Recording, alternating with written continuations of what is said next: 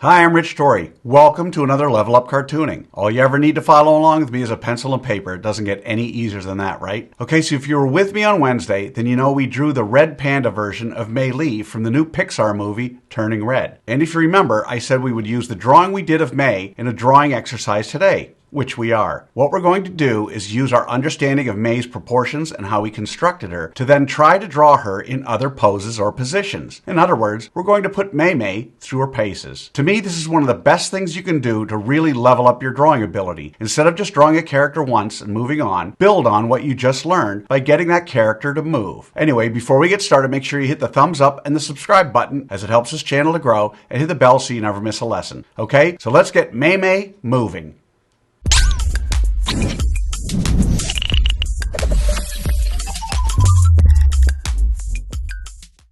So let me explain how we're going to do this. We've already drawn our foundation drawing of Mei, and if you haven't, then I invite you to watch the lesson that I posted on Wednesday. Anyway, in that drawing, we established that Mei is 3 heads tall. In other words, however big we drew her head, her entire body is 3 of those. We're now going to use those proportions and draw 4 more thumbnail-sized roadmaps of Mei. Before we begin, 2 points here. First, understand that I have to draw darker than I normally would because I need you to be able to see my lines, but I want you drawing as light as possible. Whisper on paper, and really begin to loosen up your arm and hand. And secondly, the focus here is not on the details. It's on the form and the shape only. All right, so let's draw in our roadmap for our Mei Lee moving exercise.